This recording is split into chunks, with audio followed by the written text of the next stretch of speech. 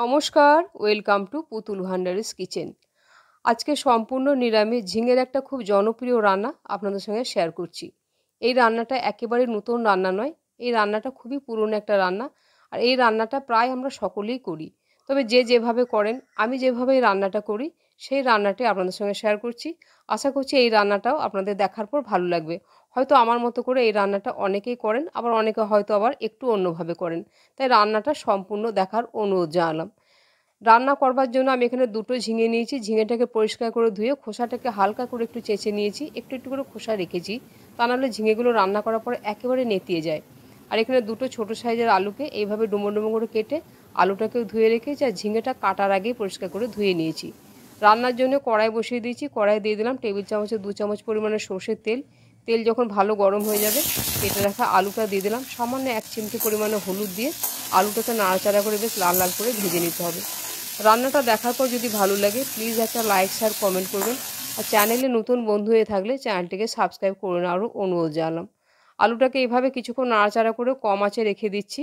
এখানে আমি আমার প্রয়োজন মতো সামান্য পরিমাণে মুগ ডাল নিয়েছি। মুগ ডালটাকে 1 ঘন্টা আগে ভিজিয়ে রেখেছি।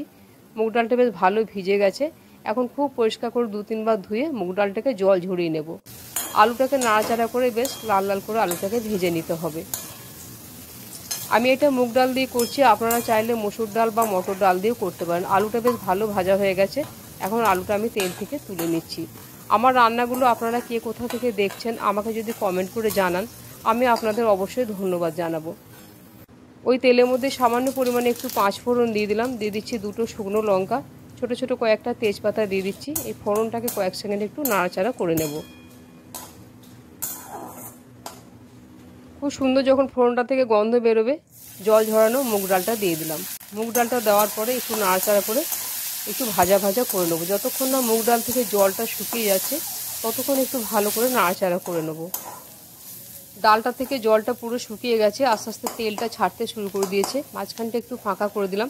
সামান্য একটু গ্রেট করা আদা দিয়ে দিচ্ছি, এর পরিবর্তে আপনারা আদা বাটাও দিতে পারেন। সামান্য একটু লঙ্কার গুঁড়ো দিলাম, পরিমাণ মতো দিয়ে দেবো হলুদের গুঁড়ো, আর কেটে রাখা ঝিঙেটা দিয়ে দিচ্ছি। এখন মুগ ডাল আর ঝিঙেটাকে খুব ভালো করে নাড়াচাড়া করে ভেজে নেব।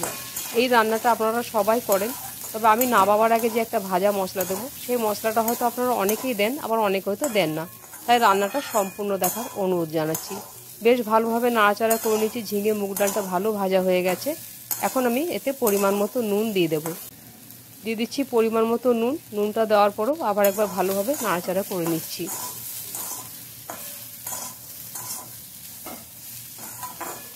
নুন দিয়েছি, ঝিঙেটা খুব তাড়াতাড়ি নরম হয়ে যাবে, তবে এখন আমি এটাকে খুব বেশিক্ষণ না 2 মিনিটের জন্য একবার ঢাকা দিয়ে দেবো। 2 মিনিট পরেই ঢাকাটা খুলে দিয়ে আবার একবার ভালোভাবে নাড়াচাড়া করে নেবো। ঝিঙেটা বেশ নরম হয়ে গেছে, মুগ ডালটা একেবারে মাখো মাখো হয়ে গেছে। এখন আমি এতে দিয়ে দিচ্ছি সে ভেজে রাখা আলুগুলো।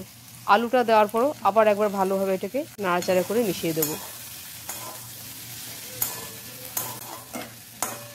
খুব সহজ সাধারণ একটা রান্না। এই রান্নাটা কিন্তু সব কিছুর সঙ্গেই খেতে খুব ভালো লাগে।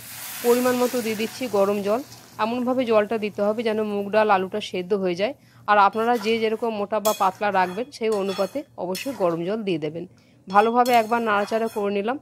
এখন ওপর থেকে আমি দিয়ে দেবো 2টো চেরা কাঁচা লঙ্কা। এই কাঁচা লঙ্কাটা ওপর থেকে দিলে খুব সুন্দর একটা গন্ধ বেরোয়। কম আঁচে এটাকে ঢাকা দিয়ে ততক্ষণ রান্না করব যতক্ষণ না আলু আর মুগ ডালটা ভালোভাবে সেদ্ধ হচ্ছে। এখন সেই ভাজা মশলাটা তৈরি করব। একটা তড়কা প্যানের মধ্যে 1/2 চামচ গোটা ধনে, সামান্য একটু গোটা জিরে, 2টো ছোটো এলাচ, 1 টুকরো দারচিনি, কম আঁচে এটাকে একটু হালকা করে ভেজে নেব। একেবারে পুড়িয়ে ভাজবো না, তাহলে এই ভাজা মশলার গন্ধটা ভালো হবে না। যখন একটু একটু এরকম ফুটতে শুরু করবে, এটাকে আমি সাইড করে নামিয়ে রেখে ঠান্ডা করে এটা গুঁড়ো করে নেব। প্রায় 7-8 মিনিট আমি কম আঁচে ডালটাকে সেদ্ধ হতে দিয়েছি। ঝিঙে তো এমনিতেই নরম, আলুটাও সেদ্ধ হয়ে গেছে, আর ডালটাও বেশ সেদ্ধ হয়ে গেছে। একেবারে ডালটা যেন ঘেঁটে না যায়, একটু এরকম দানা দানা থাকলে দেখতে বা খেতে খুব ভালো লাগে। সমস্ত কিছু ভালোভাবে নাড়াচাড়া করার পরে এটা একটু মিষ্টি মিষ্টি হলে ভালো হয়, নিরামিষ রান্না। 1 চামচ পরিমাণে চিনি দিয়ে দিলাম, আর এখানে দিয়ে দিচ্ছি 1 চামচ পরিমাণে গাওয়া ঘি। ঘি আর চিনিটা দেওয়ার পরে ভালোভাবে নাড়াচাড়া করে দিচ্ছি। এখন সেই ভেজে রাখা মশলাটা উপর থেকে দিয়ে দিচ্ছি। এই ভাজা মশলাটা ঠিক নামাবার আগে একবার দিয়ে আমার মতো করে এইভাবে করে খেয়ে দেখবেন, অসম্ভব সুস্বাদু হয়। ভালোভাবে নাড়াচাড়া করে নিয়েছি। আজকের রান্নাটা কেমন লাগলো কমেন্ট করে জানাতে ভুলবেন না। আর চ্যানেলে নতুন বন্ধু হয়ে থাকলে প্লিজ চ্যানেলটিকে সাবস্ক্রাইব করে আপনি আমার পাশে থাকবেন। রান্নাটা সম্পূর্ণ দেখার জন্য ধন্যবাদ। তাহলে আবার অন্য কোনো দিন দেখা হবে অন্য কোনো রেসিপিতে। সবাই ভালো থাকবেন। নমস্কার।